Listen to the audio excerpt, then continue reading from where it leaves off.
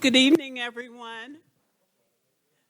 My name is Patricia Andrews-Keenan, and I'm the founder of Pigment International, along with my co-founder, Phyllis Norris, standing in the back of the room, as always. So I can't thank you enough for being here. I had been ill, and last year I couldn't be here, and I got to watch everything on Zoom. So it is a privilege and an honor, and I am so thankful and grateful to be here with you for this, our 5th anniversary celebration of Black Fine Art Month. So give that a round of applause. When we started Pigment 6 years ago, we looked around to see if there was any celebration of Black artists in the vein of Black History Month, Black Music Month, all the other celebrations, and we found there wasn't. And it was such a fertile ground here in Chicago that first year in 2019, we got proclamations from the city, from the county, from the state, and Congressman Robin Kelly actually entered this celebration into the congressional record.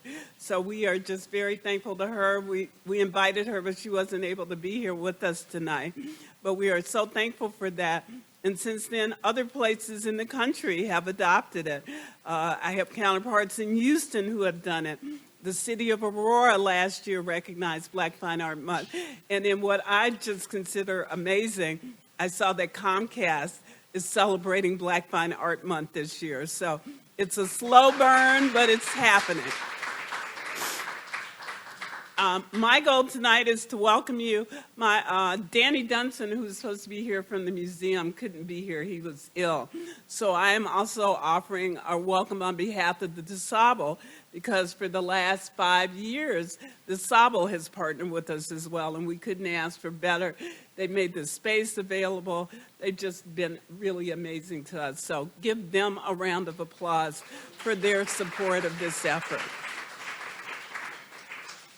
I always like to start with the reason that we do this, and it's because of the artists and the art ecosystem. So I'd like all the artists in the room to stand up and be recognized, because we want people to know who they are, support them and what they do. Yes. So thank you all for being here. Also, I wanted to name some of our partners. In addition to the DuSable, we have the Southside Community Arts Center, the Field Foundation, DCASE, the state of Illinois. They have all been very supportive of us. This year, the wonderful food you had was done by Chef Roseanne Grippo, who partnered with Wild Fork. I don't know how many of you know Eve, that's right down in your neighborhood off of Halstead. Wild Fork provided all the food. So if you want to patronize them, we think they're a wonderful partner, and they supplied it, and Roseanne did all the food for us. So let's give her a round of applause for that. Another one of our great partners that we started with this year is Flourish. Flourish is an arts incubator founded by Tammy and, what's your name, too? The Badolas, the Oscar and Tammy Badola, and they've been great partners. They were one of the stops that we made this Black Fine Art Month.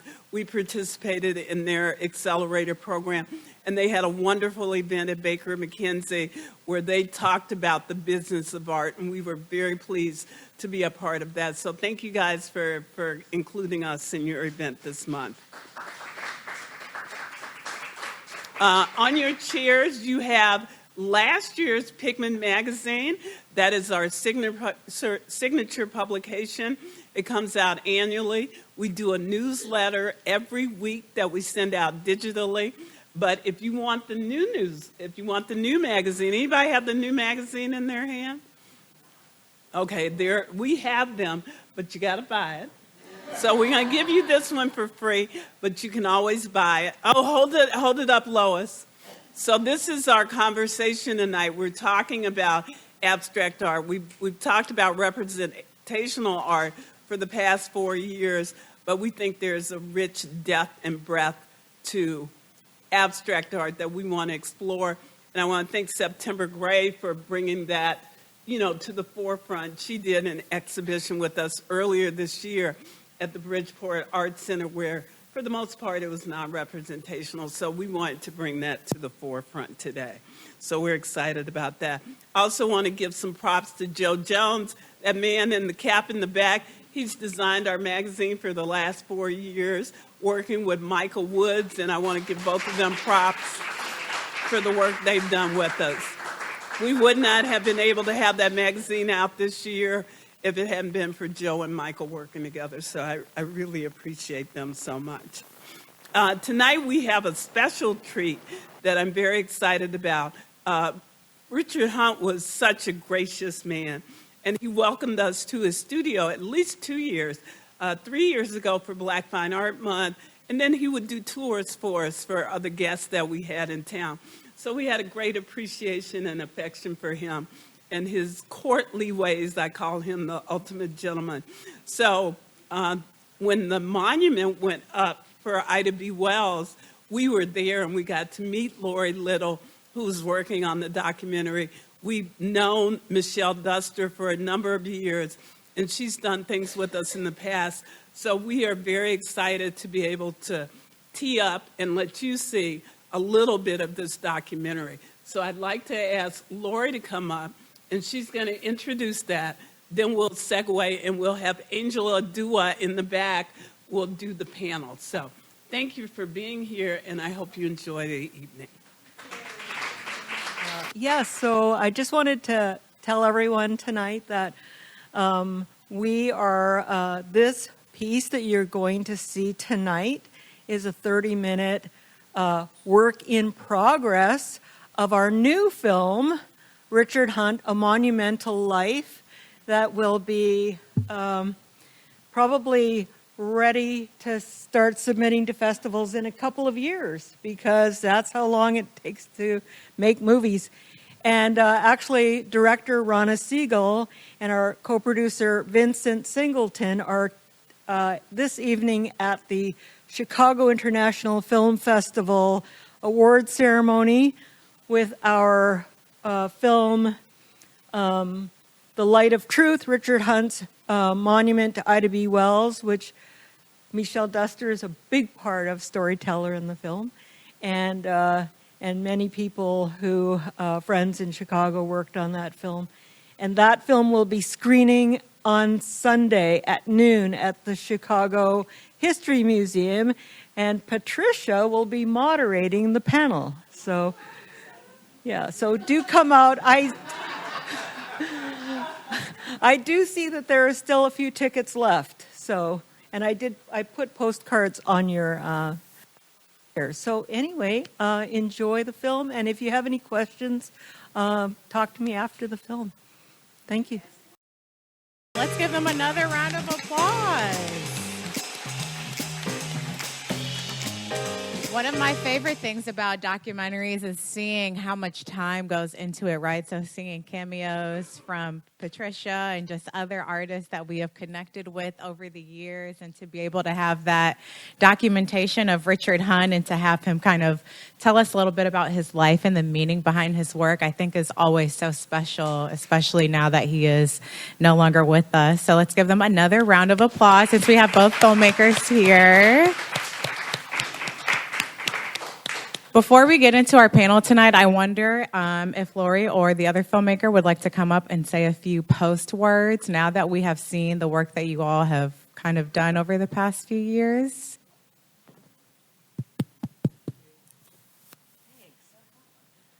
Yes, so as I was saying, this is a work in progress. It's about 30 minutes. This will be a full feature film, and we would hope to have it out in 2026 or 2027. We were just shooting in Springfield the last 2 days because they are currently putting a beautiful show of Richard's work in the Lincoln Library. And it will be here. It will be coming to Chicago to Loyola University. So you'll get a chance, if you can't get down to Springfield, you'll get a chance to see it there. And as I was saying earlier, we have another film, the making of The Light of Truth by Richard Hunt, which is called The Light of Truth, Richard Hunt's monument to Ida B. Wells, which is screening at the Chicago History Museum at noon on Sunday. And so director Ronna Siegel isn't here tonight. She says, hello, everybody, and thank you for coming out. I'm the producer, and she and Vincent Singleton, our other producer, are at a special event at the film festival. Anybody, would anyone like to, does anyone have a question or about the film? I would love to know how long you all have been working on it, right? So seeing those shots, it was fun to just see where you were able to source the footage from, and some of those older interviews and older kind of B-roll shots of him working, especially. Right. Well, we actually started filming this before the pandemic. Ronna had one interview with Richard Hunt. She had just completed her film about the making of the monument to Gwendolyn Brooks. And by Margot McMahon, also a well-known Chicago sculptor. And she loved Richard's work. And I was on the Chicago Women's History Center board with Michelle Duster, who is the great-granddaughter of Ida B. Wells, if anyone didn't know that. And she is a big part of the telling of the story of Ida B. Wells. So that particular film weaves the story of the history of Ida B. Wells and all of her work with the story of Richard Hunt. So we started off doing an interview with Richard Hunt, one short interview, and then we went out on January 1st to the Rose Bowl Parade. The month before everyone was sent home from work. And Michelle was on the float. So there were a number of descendants of famous civil rights activists, suffragists, right? And the float actually won Best Float that year, which is pretty cool too. But so we got some beautiful shots of women in suffragist outfits marching down the street. So we were able to use that. So that was the next shoot. After that, we were in Richard's studio a great deal. Basically, Ronna was there as much as she could possibly be with our other camera person shooting the making of the monument. And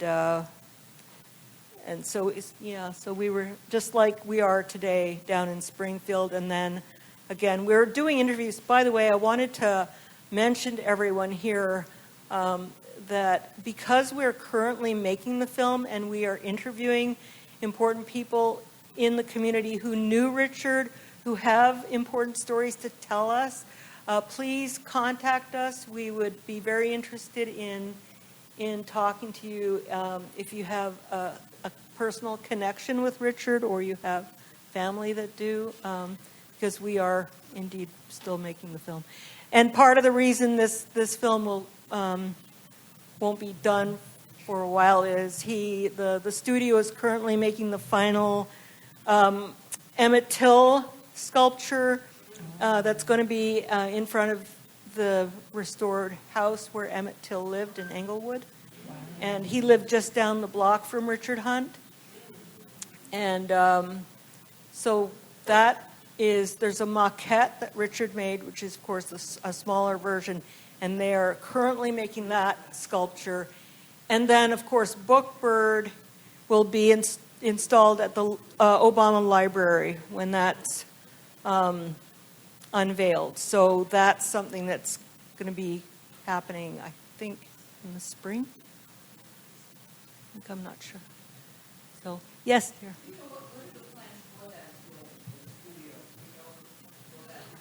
Richard Hunt's studio. I was just talking to Eric, who was his studio manager, and just a couple of nights ago, and he was talking about the plan to hopefully make a museum. Right now, it's going to be a working studio for a while, but to have some kind of monument to Richard in that building. They don't want to tear that. The building is in disarray, and it would require a lot of money to restore it. It was one of the original, I think it's the last standing building in Chicago that was the roundabout where the trolleys used to turn around, right? So it's a magnificent old building on Lil Street. And they recently did a special honor to Richard Hunt, which Michelle Duster, I think you had a lot to do with creating the, oh, great. Do you want to talk a little bit about that? The street name, Richard Hunt Way? Place. Richard Hunt Way, Place. And that's a very important sign. So thank you for doing that. So that was exciting. Any guess? I noticed that Columbia College was the association with Columbia College. Right. Well, I've been teaching at Columbia College for 20 years, and I teach culture, race, and media. And Rana, our director, graduated undergrad in the late 80s. Vincent and I graduated with our masters in film from Columbia College in the early. I think I graduated in 2002. Joe Jones back here. We met in the master's program at Columbia College. Veronica, yay, Veronica. So, oh, well, anyway, so of course, I always apply for the adjunct faculty grants. And with that grant, I think I got it a couple of times for this film.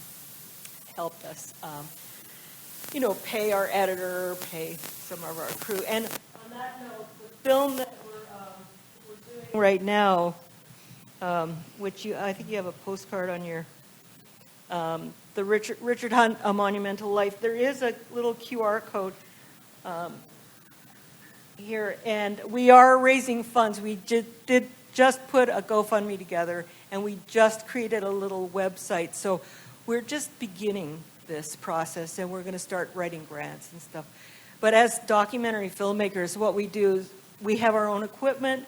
We have a great group of collaborators and camera people who we work with, an editor, and we just jump in and start doing it. You can't wait until the money's in your pocket. So, a lot of it's self-funded as well. Anyway, thank you, everybody. Thank you so much.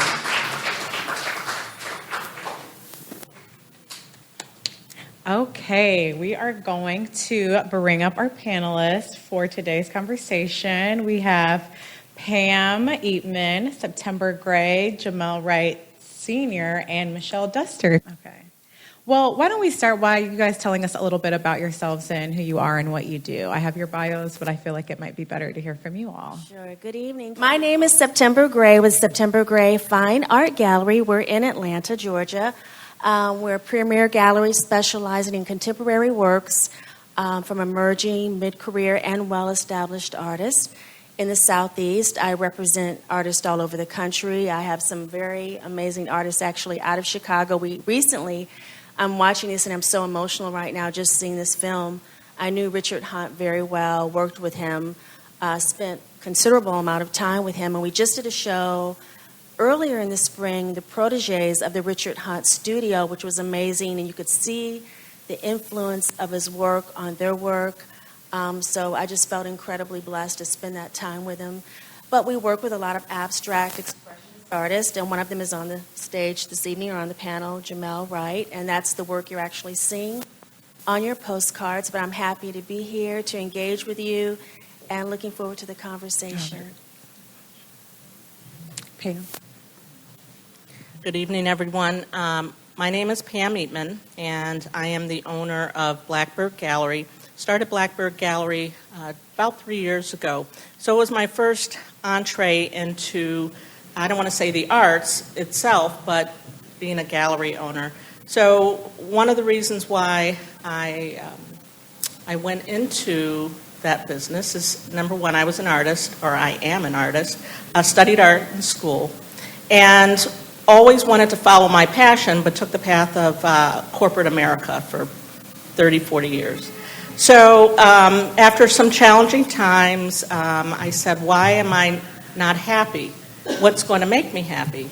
And that's when I really made the decision to get back into the arts and open a gallery. And the reason why is I believe that artists, especially black artists, need a voice.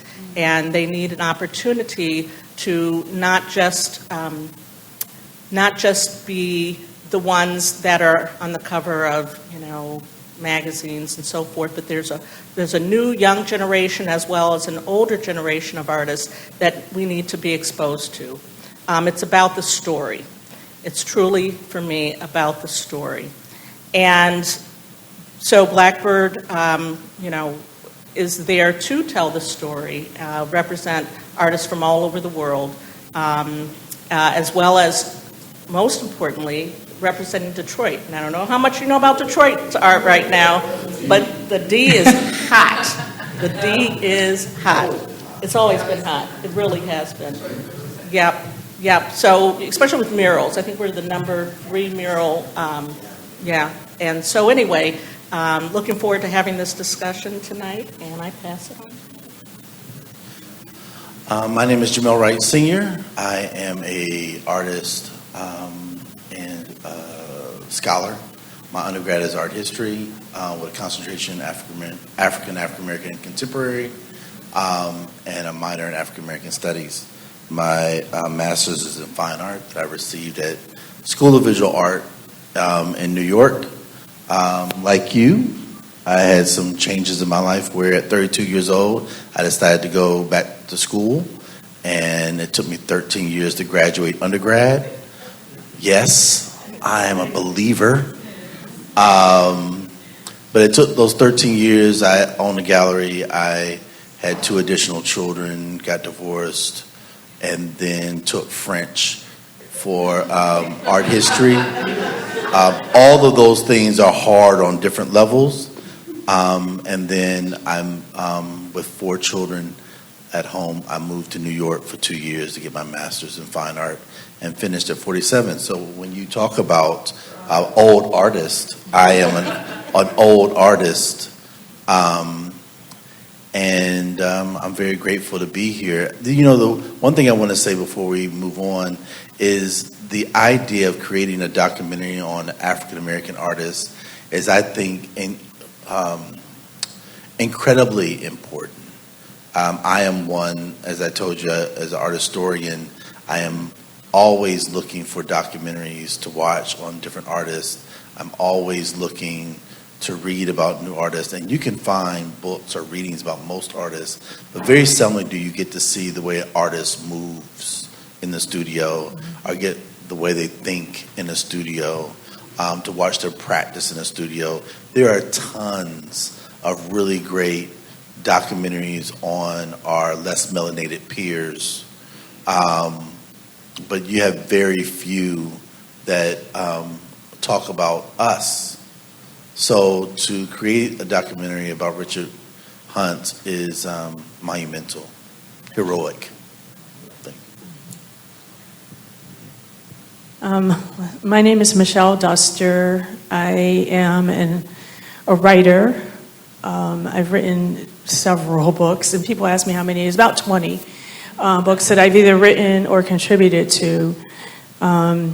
I also teach at Columbia College, so I think there are a lot of Columbia connections here. I am a public historian, which I didn't know what that was until I read about it, and I was like, wait a minute, that's what I'm doing. Because I've been involved in a lot of different projects that bring history into public spaces.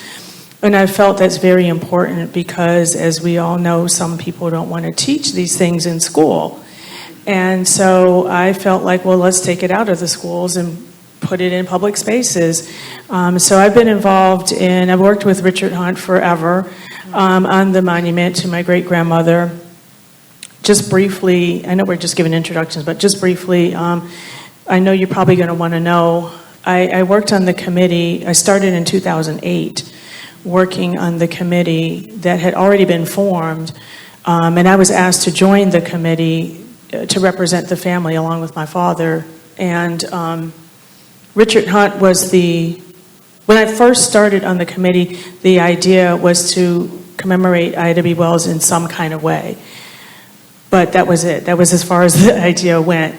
And over time, those of us on the committee made the decision when we looked at all kinds of different ways that she could be honored. We decided to do a monument, not a statue. And when we made that decision, Richard Hunt was our first choice. And so we did not do an RFP or anything like that. We just went to Richard directly and we're like, well, we want to do this. Are you interested? So he was our first and only choice, and we didn't know what we were going to do if he said no, because we felt for so many reasons that I probably don't need to explain that he would be the absolute best choice possible. So I've worked on that. I've worked on, you've seen Ida B. Wells Drive. I was involved in that. I've been involved in Ida B. Wells Way. There's a marker on 37th and King Drive that I pushed Sophia King, the alderperson at the time, to get done. I just keep pushing and asking and pushing and asking because, like I said, I feel that it's important to have our history in public spaces. I feel that's important for us to be represented visually in public spaces. African Americans are a part of this country. The United States would not be what it is without us. And so I am doing everything I can to make sure that people see us. There's a few murals downtown that I've worked on. So in addition to being Ida B. Wells' great-granddaughter, I actually have my own career. And that's what I've been doing. I feel like my great-grandmother made history, and I'm making sure that people don't forget it.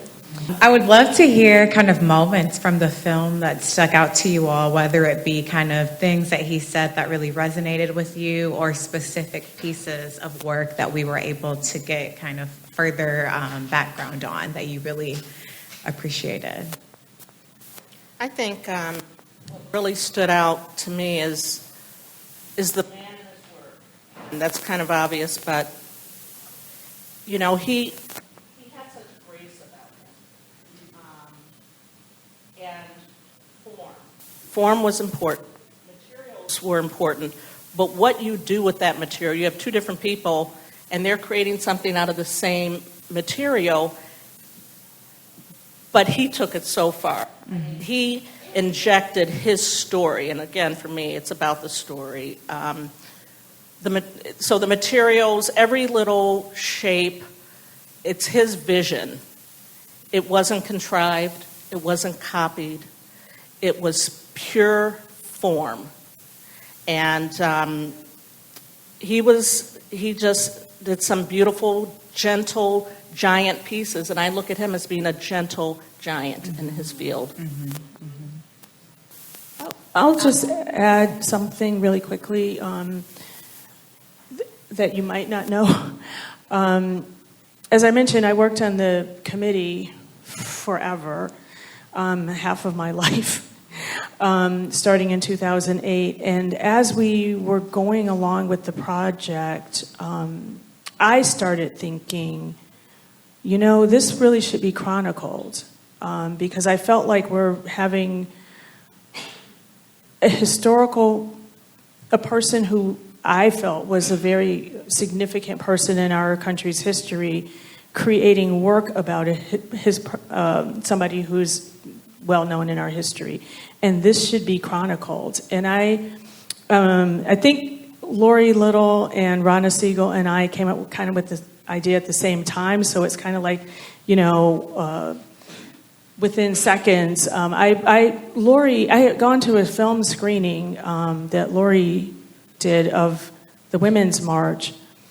And so when I saw that work, I was like, you know, maybe she could. And then I saw another film about Margaret McMahon, who did the sculpture for Gwendolyn Brooks. And so I talked to Lori, and I was like, you know, we're working on this project. Do you think maybe you or somebody you know would be interested in chronicling Richard? And so she put me in contact with Rana, and I contacted Richard. And I asked him, would you be okay with being filmed, so that we can, chronicle your process? And so, I mean, I know we probably all kind of came at Richard at the same time, but it wasn't like it just happened. I mean, we had to have Richard agree to be followed for 4 or 5 years. It was quite a long time. I mean, they almost moved into his studio. And so I think that says a lot about Richard also, that he was willing to let a crew of people come into his space day after day, week after week, year after year. I mean, we're talking multiple years. And also, I just wanted to mention, as I worked on the project with him, I think it kind of showed it in the film, but Richard was an extraordinarily well-read person. He was very thoughtful, and he was very knowledgeable. And when he was working on the Ida B. Wells Monument, he was constantly coming, asking questions. And I provided a lot of material for him. So he didn't just create stuff out of nothing. He put a lot of thought into it. And so I think that's important to recognize and realize, in addition to what he physically did, the thought process that went into it was very obvious. I was just going to touch on that, the intellectual thought. When we think of sculpture works or abstract work, we don't realize that there's so much that goes into it, the intellectual thoughts that go with building this and layering it, and the research that goes behind it. It's just not this amazing sculpture that they're actually building. They're building their thoughts, their feelings. They're doing the research, and often we don't think about that when we're looking at abstract work. So you hit on the point that I was going to mention, and he was such a gentle spirit. You could walk in the studio and see this little statue of a man building these monumental pieces, but his mind was monumental. He thought differently, and that's what you can appreciate when you're looking at abstract art, the thought process and how they think outside the box of how they're going to build, how they're going to create this vision that you'll never see until it's done. And you still don't know how they got there. You're like, okay, how in the world did you come up with this amazing vision? And how did you decide this is where you were going to go? And that comes from a different creative space. So I'm glad you touched on that, because I was just going to comment on that. Jamele, you might want to add to that as well. So now that we've talked about the story, let's talk about the material. Let's talk about what it takes to create something. I was speaking with someone in the back, and I was saying, can you imagine the Ida B. Wells sculpture that he created in a studio, broke it apart, and then reconstructed it in a public space? And what it takes for your mind to know where to separate it, so therefore when you connect it back in the public, it looks exactly the same way it did in your studio. And how something looks differently in your studio than it does outside. I can say as simply as if you were to get dressed in the dark at home, right? And then you go outside and realize that your blue is black and your black is brown, it's that kind of difference. But then also let's think about the material as substance, right? The metal. And we think about he's taking something from the ground and not only putting it above ground, but if you notice his lines, the way that they're pointing, very similarly are the lines pointing horizontally. They're generally always pointing up, right? So then he's taking something that's from the ground and he's getting it to point up. Even in the sculpture that we noticed, that we saw on the film that was for Martin Luther King, it was still pointing up, right? So to change the material, right, to take something that's from the ground and then molted, and then after it's molted, then it's beaten into shape, and then it's formed, to create a line, and that line then allows us to be pointed towards an imagination that began inside. I was saying that if we were to say that I was thinking that if we are to believe that we have had past lives, then Richard Hunt worked with the pyramids.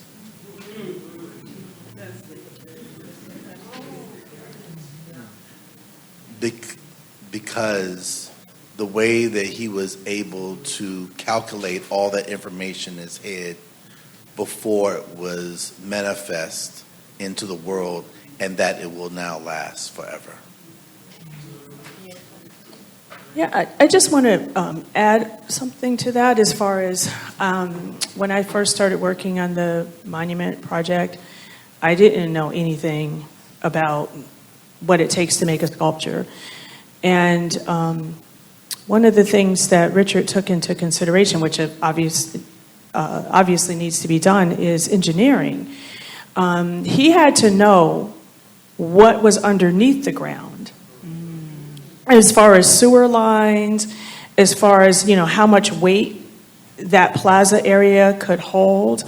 He had to calculate all of that, and you can't do this kind of project without the city being involved, because if you're breaking ground or if you're putting something that heavy on a spot, you have to make sure that it can handle that kind of weight. And so not only was he a sculptor, but he was also an engineer in order to be able to do this kind of work. Yeah. Go. Yeah, go ahead. So, I like what you were saying from a spiritual perspective, because I look at him as a whole. I mean, he has the intellect, he has, the mathematical, the engineering, but he also has the soul. And the soul is where I believe, in abstractionist, figurative, whatever kind of artist, that's where it comes from. And he was so filled with soul. Like you said, those pyramids, that came from somewhere. His, and maybe because I'm a spiritualist and I believe that art in any form, you can tell the masters are gifted. And where that gift comes from, is a question, but he was truly, truly gifted. And I appreciate that. Generally with abstraction, people think that it just comes out of nowhere, like I'm just pulling from the sky, or I'm just like, ooh, what made you come up with that? Like it's some kind of magic. And it's not. It's really built in the same way that you build anything. I was talking to the dean of my department. I teach at the illustrious Clark Atlanta University in Atlanta, Georgia. Actually, I didn't mention that in the spring we will be presenting an exhibition on Black abstraction. I'm co-curating that, and we are pulling artists from within the collection of Clark Atlanta, which many people don't realize. We have the largest collection of modern African American painting in the world. Wow. At Clark? At Clark. Oh, wow. And as a matter of fact, the Metropolitan Museum of Art, when they did the Harlem Renaissance, they pulled 5 images. Brooklyn Museum for Elizabeth Catlett, I think they pulled like 3 or 4 images from our collection. So we'll be pulling from the archives and then adding the contemporary artists to go along with that. Because I think it's really important that as much as Black lives matter, Black imagination matters. And this imagination has the physicists and the engineering. It has all those things. And I was referring to me talking to my dean, and my dean is a scientist, a biologist, and he was acting as though abstraction or that art just comes from another world. And I was breaking it down to him. I said, well, you have hypotheses and I have hypotheses. When I get together and start beginning to think about a body of work, I'm taking notes in my journal and saying, okay, I want these colors, I want these materials. I do lots of research. September and I will be talking for months before a body of work even comes. And I may be researching, I think I spent 2 or 3 months researching long meter, African Americans singing in churches, how they sing like Amazing Grace, where Amazing Grace comes from. And I'll do all that research, and then I'll write down notes, and some work may come out of it or not.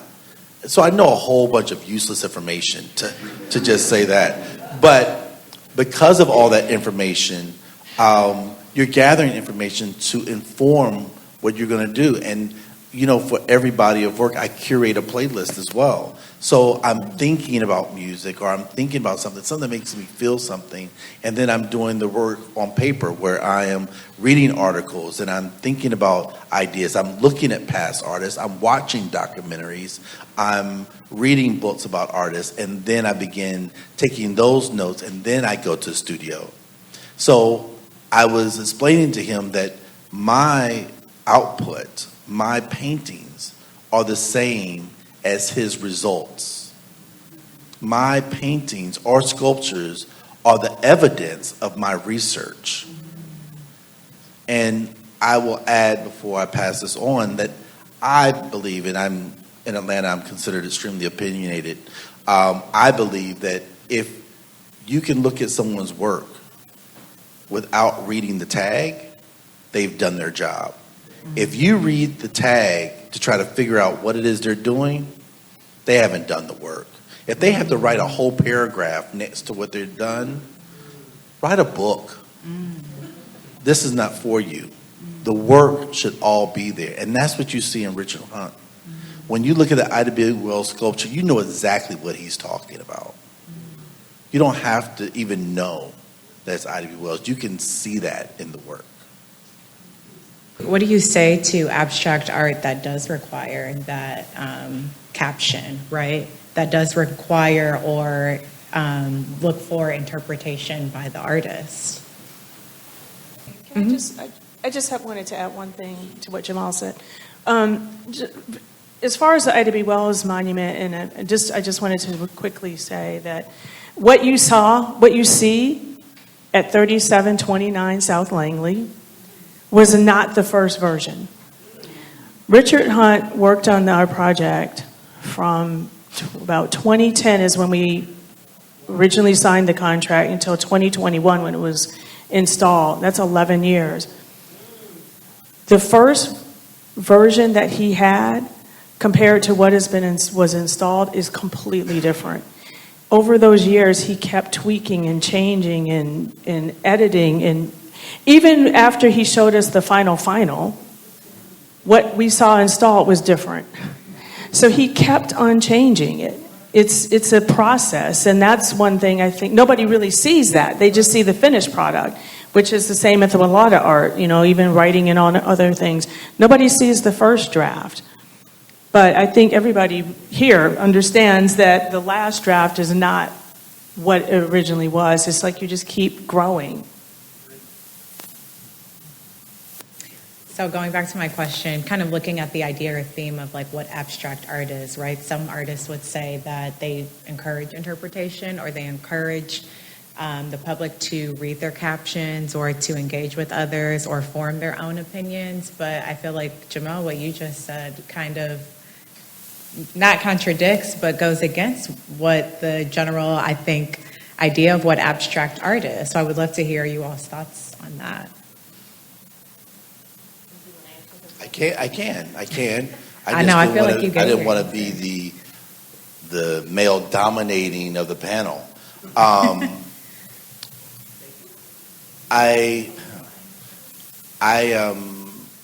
In that instance where someone is asking you to read this, they may not be sure what they made yet, and that often happens. I mean, I just recently made a body of work of 23 pieces. I'm still getting used to it, So I think sometimes you don't know what you've made yet, but all the work is there. And I just want to add this too. I think as people of color in this world, I think that oftentimes we don't really believe that we understand something that we really understand.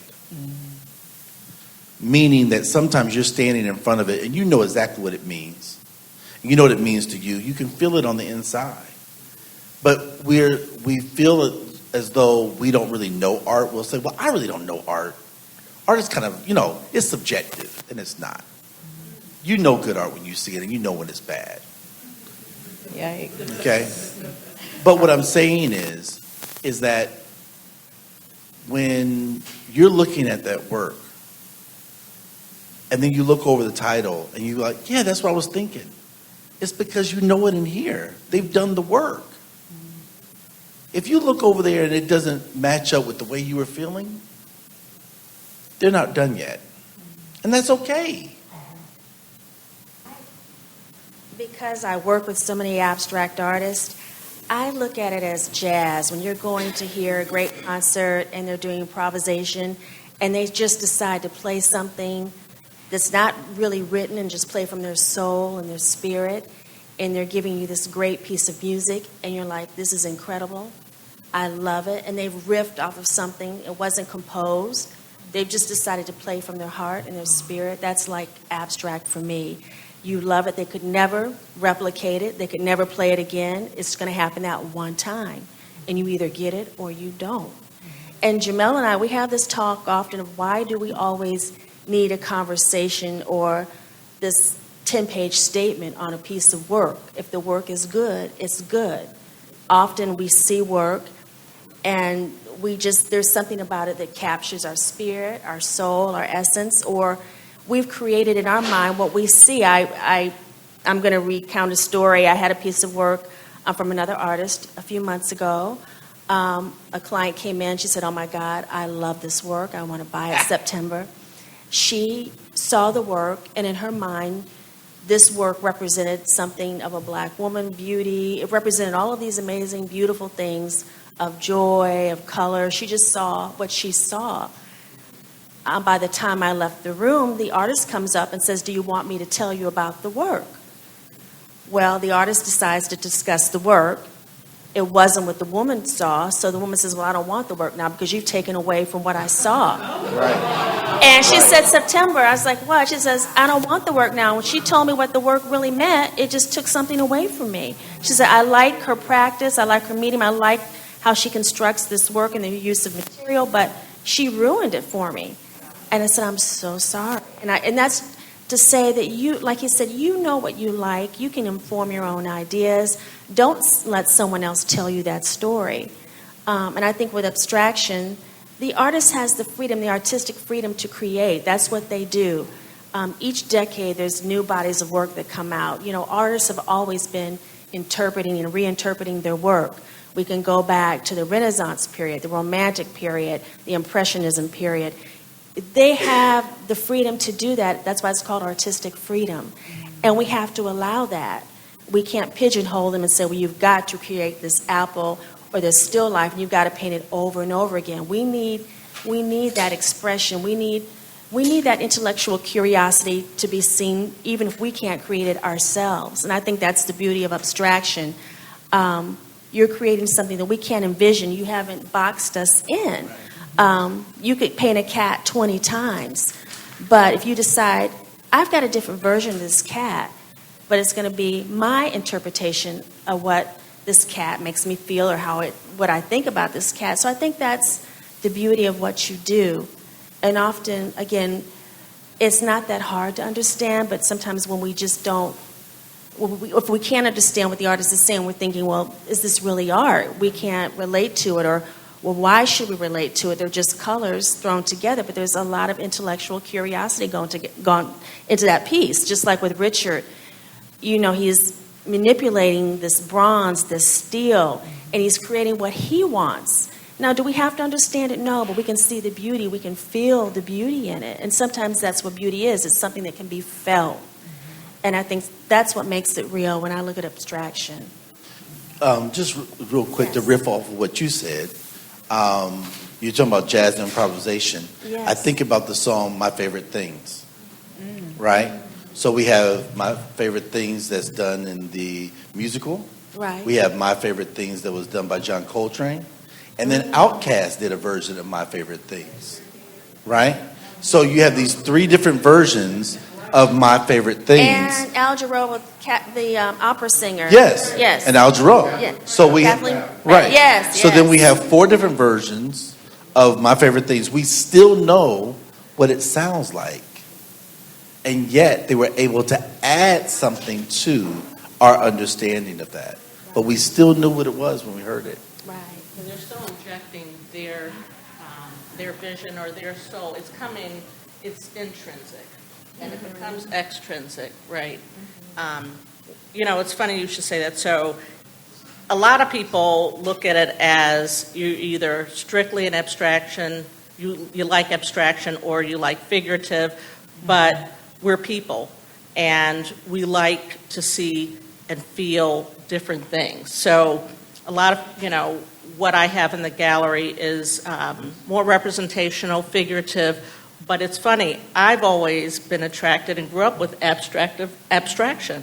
And as I've developed, as I've developed the story or looked at the story of who we are as a people, how we can present ourselves, how we can represent our lives, our feelings, and the future, it doesn't really matter what form the art takes, and it's through the eyes and the perception of the artist, what they're projecting. And that woman that you said, I don't know about that. I don't know about her. I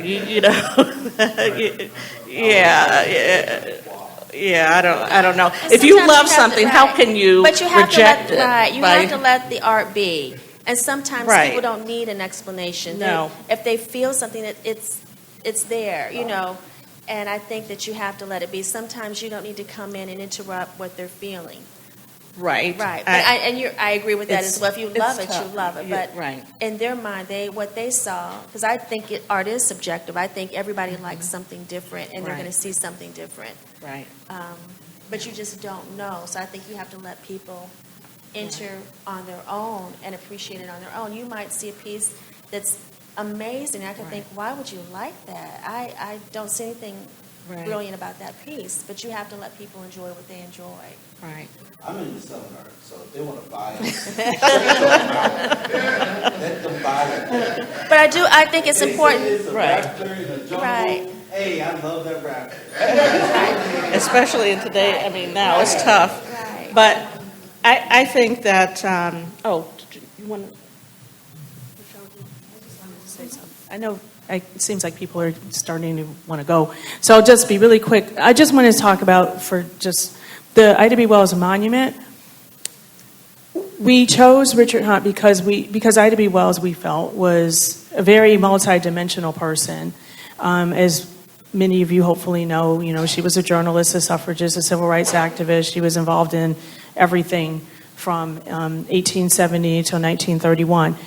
And so we didn't want to have one way to depict her because she did so many different things. And people ask, well, did we tell Richard what to do? And we're like, well, who would tell Richard Hunt what to do? We just told him we wanted to incorporate these sort of three pillars of her life, which was suffragist, journalist, and activist. And so if you noticed, he had three pillars. And then he is the one that came up with the idea to sort of have the abstract, but also the realism with the photos that are in the panels. And so people could see what she really looked like, but it wasn't in a statue form. And so I wanted to just mention that because Richard was creative in thinking of how to have it abstract but also realist at the same time. And it's not an accident that there are three pillars to represent her life. And then he created it in a way so that if, depending on where you're standing, which direction that you're standing at it from, and even what time of day, depending on how the sunlight hits it, then you see different things. And he wanted people to interpret if the ladder is going up or if it's coming down. So there's a lot of different things that he thought about as far as what we wanted people to be able to bring who they are to the work, and they would get out of it a part of who they are, depending, like I said, even on which direction that you're looking at it from. So all of that was deliberate, and we thought that was a really brilliant way for him to incorporate the abstract with also the realist. I think we have time for one or two questions before we wrap from the audience. Number one, I think it's very important for young people to not be afraid and to show your work and to, and there's a variety of different ways of doing this, whether it's student shows, whatever. But I have young artists come into the gallery all the time. And I want them to do that. And I spend time. And I don't know other galleries, but it's very, very important that we mentor upcoming artists. So they'll come in, I'll say, bring your work, just don't show me on your phone. Bring some actual pieces in. And then we talk about, I ask questions, and then I'll say, well, what about this color? So it's very important. You know what? Just sometimes walk in. I don't get phone calls beforehand. They just walk in, and I think it's really our responsibility to support and to mentor young artists. It's not just about selling art. It is, but it isn't. I mean, we got to live and stay in business, but, there's a whole generation coming up, and it's, just like anything else, history repeats itself to a certain degree. You look at people, like Norman Lewis. You look at some of these, the great abstractionists. You guys are creating a new genre, whether you realize it or not. I went to this one opening of some young artists on Afrofuturism. So 3 years ago, I didn't understand Afrofuturism. What's and how does that relate to art? But that right now is so intriguing and so it's a whole new genre. So help explain to us why and what you see and what you're doing, because we're not going to be around that much longer. And it's it's your show. It's going to be your generation. So keep doing what makes you feel, and take risks. And then from a gallerist perspective, we'll see. We have good eyes, and we'll see. And then you don't have to sell it, but don't be afraid to approach. I agree. I believe that you should continue to do the good work, continue your practice, visit many galleries, find out what their mission statement is. Look at the artists they represent, see what they're, having on their roster, if you will. Go by, like she said, have the conversation, because we're part of the community, and we want to mentor the younger artists. I've done shows with students out of Spelman, finishing their master thesis and letting them come in the gallery, setting up an exhibition for a week, and just engaging with them to know what to expect, how they should show the work, and just encouraging them in their practice. And have the conversation. Just read as much as you can. Be knowledgeable about the business, because it is a business. Often we have a lot of talent, but we don't understand the business of showing our work. And just continue to broaden, again, your skills and talking to other gallerists. But find out, what are they doing? What's their mission statement? Do I even fit in this particular space? Because not every space is for everyone. And can just continue to do the good work at the end of the day. 'Cause we do welcome younger artists. I work with a lot of emerging artists, but we want to see great work. We want to see a strong studio practice and a serious commitment. That's number one. And it's always a pleasure, because it's a community effort. I look at us as community activists, if you will. We're there for the community and to bring the artist in and to be that vehicle to show your work. I want to ask a follow-up to that. What's the best way? So maybe if she wanted to connect with you guys, or saw you out on the street and wanted to give like an elevator pitch, do you all prefer, or do you all think Instagram, like having your work that way, your website, like what is the best way to showcase your portfolio can you take that and question? share it? You want to take that I'll first? take that. Okay. I'll take it. Even though I'm not September Gray, the incredible September Gray, who represents me, I having a gallery, but also having younger students, and seeing and mentoring a lot of younger students or younger artists in my community. I often believe that young artists think that getting representation is like getting a record deal. And they think that that means that they've accomplished something.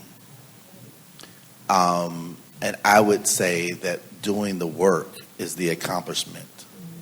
If you continue to do the work, I was at a restaurant a few days ago, And I used to think, oh my God, I can't wait to show in this restaurant. Oh, I can't wait. I was so looking forward to showing that restaurant, and I never showed in that restaurant. But now I show in museums. So the thing is, like, you have to decide what's your pathway. Do you want to show at craft shows? Do you want to get exposure? People die from exposure. I just want to say that out loud. Wow.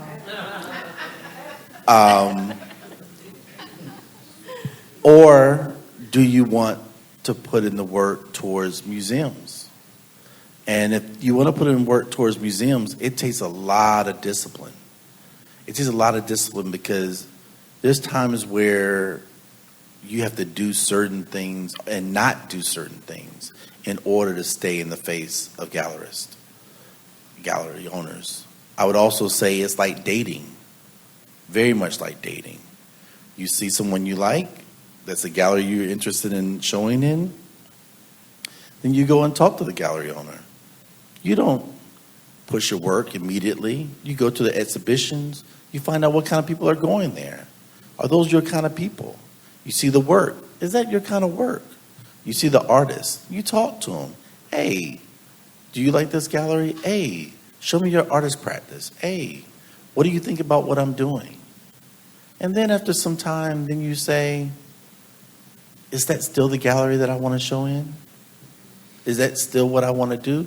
Do I sell more stuff off of Instagram? You know, these are all questions. So I would say it's a lot like dating. It's just take your time.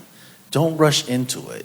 Because sometimes, and I've seen this often, people get with galleries and then they sign them to a 5-year deal and then they have to pay their way out. And this is not young artists. These are mature artists that you see everywhere in museums. And they have to hire lawyers to get them out of contracts. Well, here's the other thing. Take your eye off the dollar sign.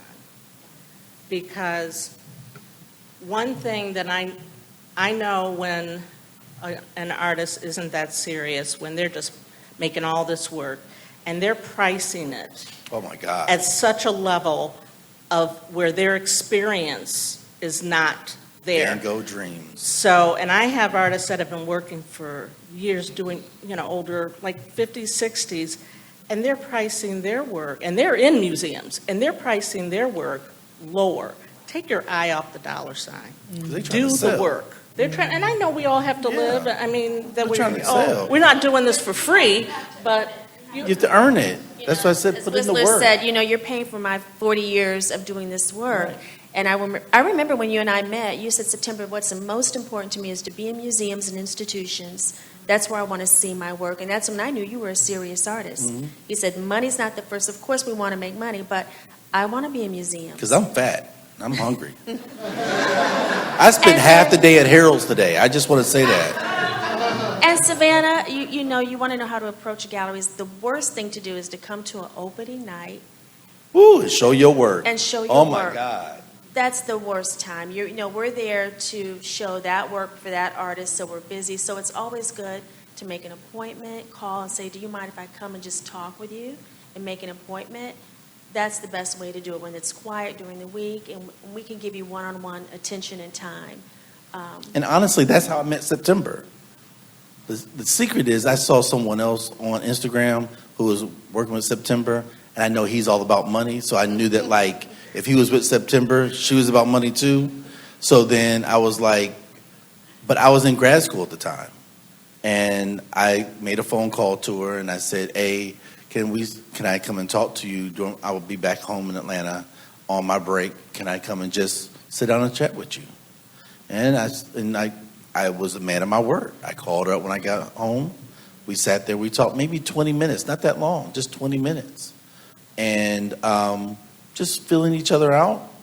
And then when I returned from grad school that summer, I called and said, hey, I'm back home. I had already been home like a month or two. And I called her up and I said, hey, I would like for you to come by my studio. And my studio is my basement. So I was glossing it. But she came and she saw the work and we began working together that year. So it wasn't just overnight. And it's still not overnight. We're still working. But also, one thing that's really important, I know that there's a lot of artists doing very similar work. And I want to see originality. I mean, you know, you're not that artist that's doing, you know, and I'm not going to name it any Basquiat. That's Bad right. Basquiat. Right, bad Basquiat. Any Basquiat that's not Basquiat is a bad Basquiat.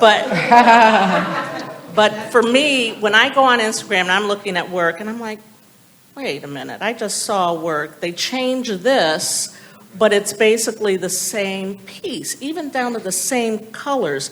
Originality, original work. I mean, I've seen enough to be able to know too many people are doing, let's say, mixed media, cutting out pictures and collage and all that. That's some of my favorite stuff. Huh? That's what? No, it's beautiful work. It's Okay, beautiful work, but not everybody can do it. And so don't say, oh, I can do that. Yeah, well, but there's level of expertise and there's level of, I look for originality. Not first, because there are, you know, streams of what's being done right now, but you inject yourself into it. Inject, why are you an artist? Why, you know, what are you bringing? That's going to get you noticed. Let's give a round of applause to our panelists. Yes, yes. I want to thank the DuSable Museum and Perry Ermer for recognizing the importance of Pigment International and what we were striving to do with this recognition of Black Fine Art Month. I want to acknowledge those who've contributed to the 5 years of Black Fine Art Month. Pigment appreciates the ongoing partnership. We are extremely proud to have assembled the Salon Talk Project panel of artists, gallerists, and community builders to discuss abstracts and the power great art has to move us. Richard Hunt was an inspiration in a uniquely Chicago way, and our goal is to help Lori and Rana spread the gospel of Richard Hunt across the country. Next, during the Fine Art Show in New York in February. A special thank you to the Field Museum for underwriting the Pigment magazine and to the Dunham Foundation for their support of Black Fine Art Month. I also want to thank our Pigments team, Phyllis North, Allison Castleberry, Veronica Harrison, Sandra Harrison, Daniel Harrison, Joe Jones. I am an investor and on the board for Pigment magazine. And I especially want to thank and just send a round of acknowledgement and appreciation to Patricia Andrews Keenan, the indomitable spirit and visionary behind all of this. So we hope that you'll be with us in 2025 and join us in celebrating the artists, the gallerists, the curators, the collectors, and the people who participate in Black Fine Art Month, but in Black Fine Art, period, the industry, and champion their works all year round. Thank you.